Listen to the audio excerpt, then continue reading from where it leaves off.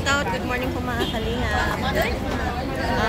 Ako po si Liz dito sa Hong Kong, 10 years ng OFW. At sa loob ng 10 years na yun ay ako ay nakadalawang employer. Dahil doon sa una, 1 year and 7 months. Na-terminate ako doon sa una kong employer. Tapos umuwi ako ng Pinas. Nag-stay ng ilang buwan, balik na naman ng Hong Kong. Ayun, nakakuha ko ng maayos na amo. Ngayon, sa amo ko, ako ay almost 7 years na. Tayo pala po ay nandito sa Wan Chai, dito sa Hong Kong. Ayan, nakita nyo yung ano na yan. Yan ay tram, isa sa mga transportation dito sa Hong Kong. Dito po kami malapit sa market ng Wan Chai.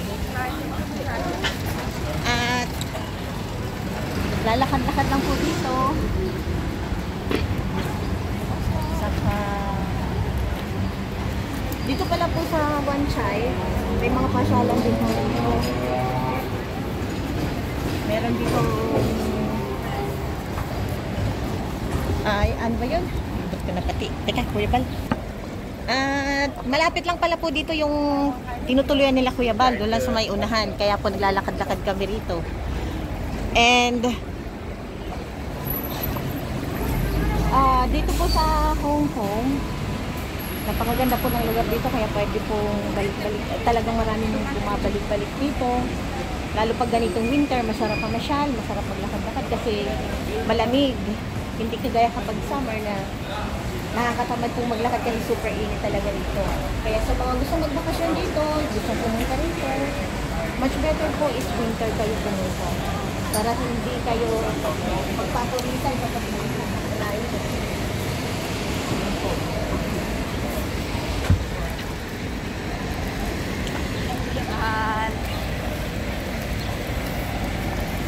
Ano ka daw? Shoutout ka na muna. Shoutout po. Ano pangalan mo, ate? Emelina Antonio. Ilan taon ka na sa Hong Kong? 26 years po. Nasaan si Mister? Nasa Pilipinas po. Hatiin niyo po si Mister. Hi, hello. Denny Antonio. Ano probinsya po?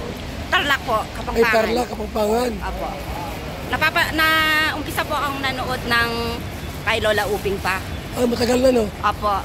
Ngayon, nung last year, na-opera ako ng anong tawag dyan?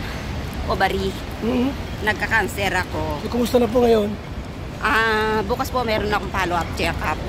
Habang nasa hospital ako, mag-isa ako. Kahit naka-opera ko. Yan ang libangan ko. Nanonood ako sa iyo. Yung mga vlog? Apo. Kasi walang dumadalaw sa akin. Batiin mo yung mga anak mo po? Ay, hello Angel, Aiza, Alvin. Tapos? Ayun po, sa itong October po, magpupurpod na ako. Ayun. At, Mawi ka na sa inyo? Apo. Yung anak ko, sa itong, nandito rin po yung anak ko sa, 25. Sa Hong Kong? Oo, uuwi siya ng Pilipinas. Okay.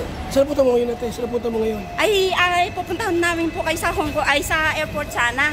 Kaya lang, nakita namin sa live ni Star Rock na nandito kayo, kaya dinilasan namin kumain. Andiyan sila Kalinga Prab. Mamaya baka alis, mamaya pa alas 3. Anong oras po kayo nando sa sa airport? Hapon siguro. Ay, pupunta rin po kami doon. Salamat Kuya Bal. Thank you, ate, ha. Ingat salamat lagi. po. Salamat And po. God bless. Okay po. Thank you. you. Kalinga.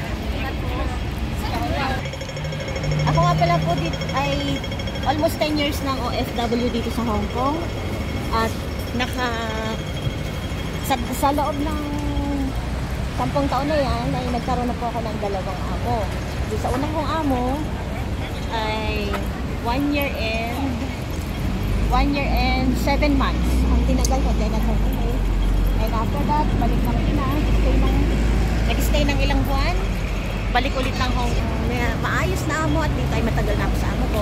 Mag-8 years na. And ako nga pala po ay sa Pilipinas, ako ay taga Bicol, taga Daet Camarines Norte. And may isang anak. Separate sa asawa kasi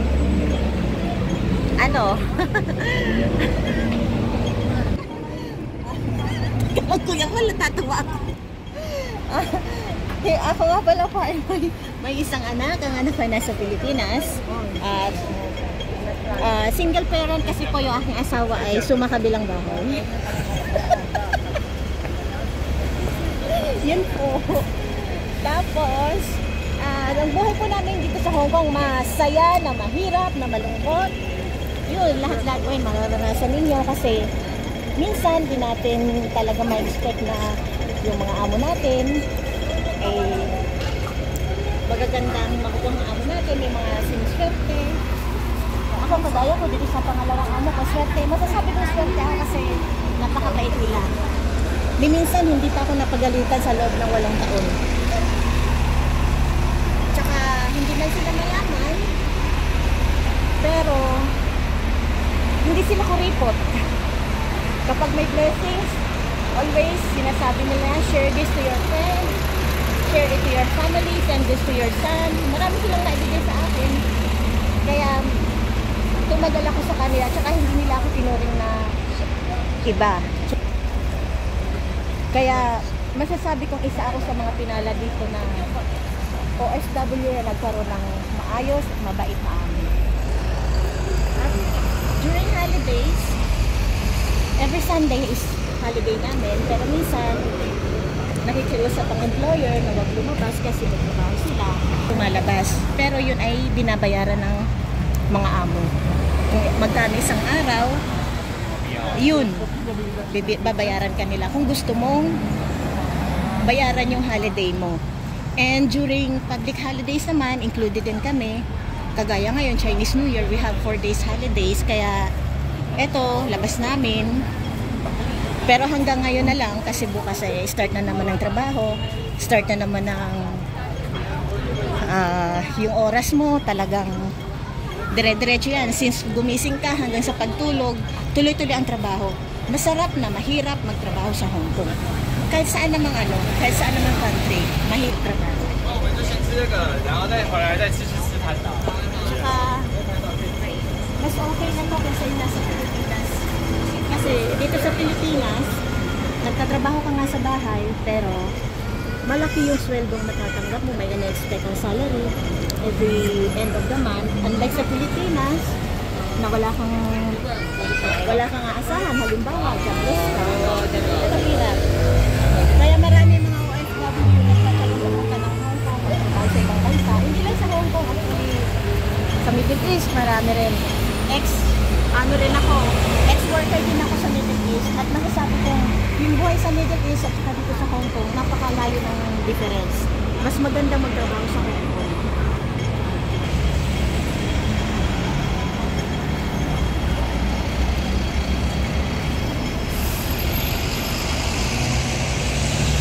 Dito po pala sa Hong Kong, kapag tatawid ka, dapat talagang nakafocus ka. Yung mga stoplight na yan, dapat sundin yan. Kapag naka-red yan, bawal. Kapag naka-red yung ganon, yun. Bawal tumawid talaga ang tao.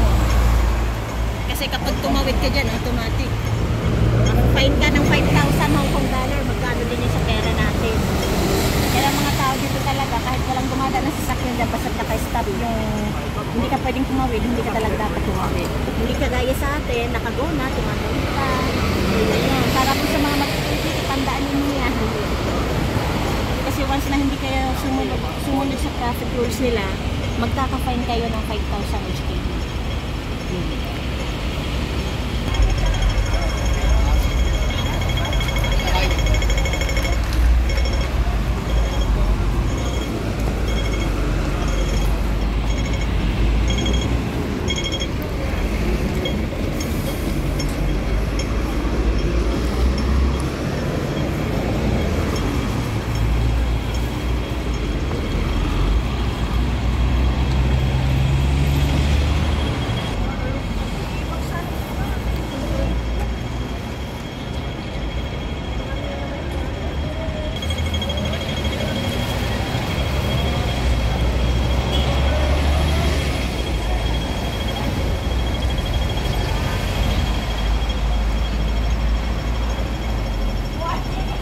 natin. Kuya ba? Andiyan na po yung nanay ko eh. Nandyan? Sa Pacific Place na lang. Kami ni Kuya Balden. Picture mo. Nakatayin ako. Wait ka? Marinisor. Oo. Kami po mga may hawak ako dito mga grupo. Kami tumutulong sa mga OFW. Oh, Admin ang DWC. Kumusta kayo dito? Kailan po? Okay naman. Kuya Bang! May bibigay ako sa iyo ng sartan para pag mainit ang ulo mo. Okay na. Ilagay mo sa bag mo na. Ano kadami yan? Ala! Kakunti! Oo. Natalo na naman to. Huwag mo akong video! Pwede na yan, sige na. Nakaupo ang kamera ko. Lagi naman yung ganyan. Ang dami nito. Okay. Lagi sa Salamat. bag. Lagi Ha? sa bag. Lagi sa bag. Shoutout ko muna. Wala akong isa-shout out. Shout out. Mister mo. Wala akong asawa. Matagal na. Anak mo. Ang mga anak ko hindi na nasa Pilipinas. Shout out kami naman! Shout out TLR! Tapos ano? Shout out po mga Bicolano rito sa Hong Kong. This is Admin Oragon po and this is Coach Babes Leonardo. And Shout out, welcome po TLR! Kuya Bal. Shout out sa mga DLR. Yan. Bicolar! Nandito sa Hong Kong. Daet! Welcome to Hong Kong, Kuya Bal! Wala pa akong picture sa'yo. Wala pa. Wala pa.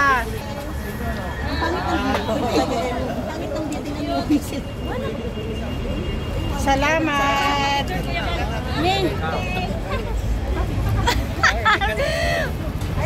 Nagdagod, Kuya Bal. Saan na ang kamera mo? Narang sa email mag-picture. Dito na ako. Ate Megan. Salamat. Thank you. Isa pa daw Hoy! siya. Ano na tinapos? Dadali ko sa taas. Ha? Kapay daw dali sa taas. Ha? Kuya, isa pa